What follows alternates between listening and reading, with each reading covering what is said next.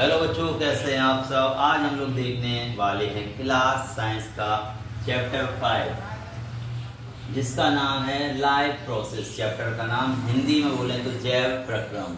इसके 2 वीडियो पहले आ चुके हैं, उनको देख लीजिएगा। उसके बाद अगर ये वीडियो देखेंगे तो आपको ज़्यादा समझ में आएगा। तो कैन कोचिंग सेंटर में आपका है स्वागत। चलिए शुरू करते हैं आज का टॉपिक, पोषक तत्व यानी कि न्यूट्रिएंट्स। न्यूट्रिएंट्स 5 तरीके के होते हैं। कितने तरीके के बच्चों? 5 तरीके के, है ना। पहला होता है carbohydrates. Carbohydrates carbon, hydrogen, oxygen से मिलकर बनते हैं। ठीक है। ये कार्बोहाइड्रेट 2 प्रकार के होते हैं। पहला सरल कार्बोहाइड्रेट। सरल कार्बोहाइड्रेट होते हैं, उनमें कौन कौन से कार्बोहाइड्रेट होंगे? Glucose, fructose, lactose. इन्हें कहते हैं सरल कार्बोहाइड्रेट। ये हमें कहां से मिलेंगे बच्चों? ये मिल जाएंगे गन्ना खाने से, चुकंदर खाने से और खजूर खाने से। नेक्स्ट बात करें, कार्बोहाइड्रेट का दूसरा पार्ट है जटिल कार्बोहाइड्रेट। सरल मतलब सरल, जटिल मतलब कठिन। तो जटिल कार्बोहाइड्रेट क्या होता है? मंड जो होता है बेटा वो होता है जटिल कार्बोहाइड्रेट। और ये हमें कहां से मिलेगा? आलू खाने से, चावल खाने से, मक्का खाने से, सोयाबीन खाने से और भी कई सारी चीजें होती हैं। तो कार्बोहाइड्रेट क्यों शरीर के लिए जरूरी है? कार्बोहाइड्रेट से हमें ऊर्जा मिलती है। क्या मिलती है? ऊर्जा। सभी अपने दैनिक कार्यों को काम करने के लिए, सही से बॉडी को चलाने के लिए ऊर्जा हमें कार्बोहाइड्रेट से मिलती है। और जब हम लोग ये चीजें खाएंगे तो हमें कार्बोहाइड्रेट मिलेगा। तो देखो हमारे खाने में आलू की सब्जी होती है, चावल भी होता है ना। अब हम लोग बात करते हैं वसा यानी कि फैट्स। फैट्स क्या होते हैं? वसाएं जो होती हैं ये भी कार्बन, हाइड्रोजन और ऑक्सीजन से मिलने से बनते हैं। इनमें वसाओं में ऑक्सीजन थोड़ी कम होती है। अब हमें वसा की जरूरत क्यों पड़ती है? वसा की बच्चों इसलिए जरूरत पड़ती है क्योंकि हम लोग की बॉडी में आज खाना खाया तो 2, 4, 6 घंटे तक काम करने की क्षमता रहती है। तो वो वसा होती है ना, वो हमारी बॉडी में ऊर्जा को बचा के रखती है, बाद में उसको हमको यूज करने देती है। तो वसाएं किससे बनती हैं? कार्बन, हाइड्रोजन और ऑक्सीजन से। अब हमें वसा कहाँ से मिलेगी? मक्खन खाने से, पनीर खाने से, दूध खाने से और घी से। और कोई लोग ये चीज नहीं खाते हैं तो वो नारियल, मूंगफली, बादाम, सरसों से भी हमें वसा मिलती है। अब देखिए हम लोग रोज वसा खाते हैं। कहाँ पर? सब्जी में सरसों का तेल डाला जाता है, तो रोज हम लोग वसा ले रहे हैं। आलू या चावल कुछ ना कुछ तो खाएंगे, तो रोज कार्बोहाइड्रेट ले रहे हैं, तभी तो ये बॉडी चल रही है। अब देखते हैं तीसरी चीज बेटा, क्या? प्रोटीन्स। ये भी हमारी शरीर के लिए बहुत ही जरूरी होते हैं प्रोटीन्स, क्योंकि शरीर में जो टूट होती है, चोट लग जाती है, उसकी मरम्मत के लिए हमें प्रोटीन की जरूरत होती है। अगर शरीर में प्रोटीन कम होगा तो हमें अगर चोट लग जाएगी तो वो चोट बहुत दिनों तक सही नहीं होगी। तो प्रोटीन के लिए ना,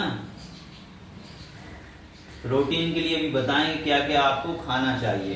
तो आवश्यकता पड़ने पर प्रोटीन है ना, ऑक्सीजन के द्वारा हमें ऊर्जा भी देते हैं। मान के चलो हमने ये चीजें नहीं खाई, कार्बोहाइड्रेट, और किसी दिन घर से बाहर चले जाते, नहीं मिल पाता, मान नाश्ता थोड़ा बहुत मिला, तो ये चीजें नहीं मिली। अगर प्रोटीन वाली चीजें मिल गई तो ऑक्सीजन के द्वारा वहां से भी हमें ऊर्जा मिल जाएगी काम करने के लिए, है ना।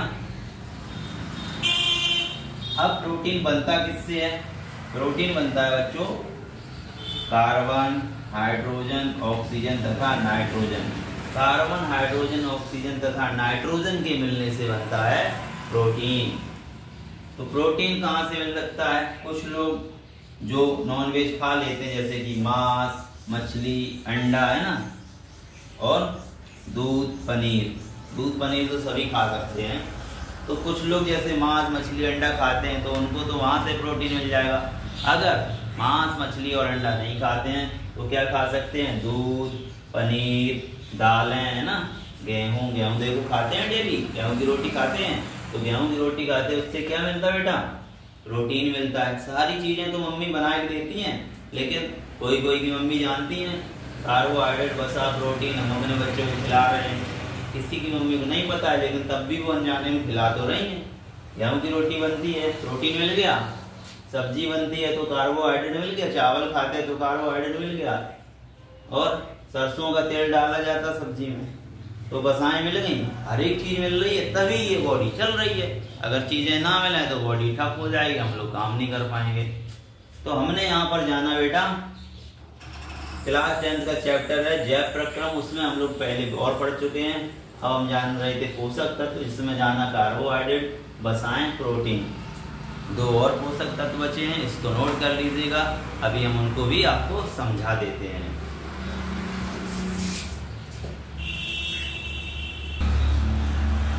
तो बच्चों अब समझते हैं हम लोग चौथा पोषक तत्व विटामिन, विटामिन के बारे में।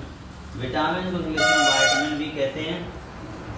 विटामिन जो होता है बेटा वो है ना जटिल कार्बनिक पदार्थ है। विटामिन कैसा पदार्थ है? जटिल कार्बनिक पदार्थ है। विटामिन हमारे शरीर में प्रतिरक्षा प्रदान करता है। प्रतिरक्षा का मतलब है बच्चों बीमारियों से लड़ने की हेल्प करता है ना।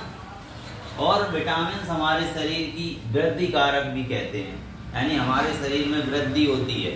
पहले हम लोगों का वजन था कम, फिर धीरे धीरे ज्यादा और साइज भी बढ़ रहा है, तो वृद्धि के लिए भी विटामिन जरूरी होते हैं। विटामिन हमें रोग और बीमारियों से भी बचाता है। अगर विटामिन कम होंगे हमारे शरीर में तो हमें बीमारियां और रोग घेर लेंगे और हम लोग अस्वस्थ हो जाएंगे।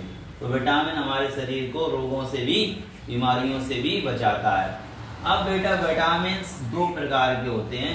एक होता है जल में घुलनशील, जल में घुलनशील मतलब जल में घुलने वाला। एक होता है जल में अघुलनशील, मतलब जल में ना घुलने वाला। तो जल में जो घुलनशील विटामिन होते हैं वो होते हैं बेटा बी और सी। ये बी और सी क्या है? विटामिन है। ए डी ई के क्या है? विटामिन है।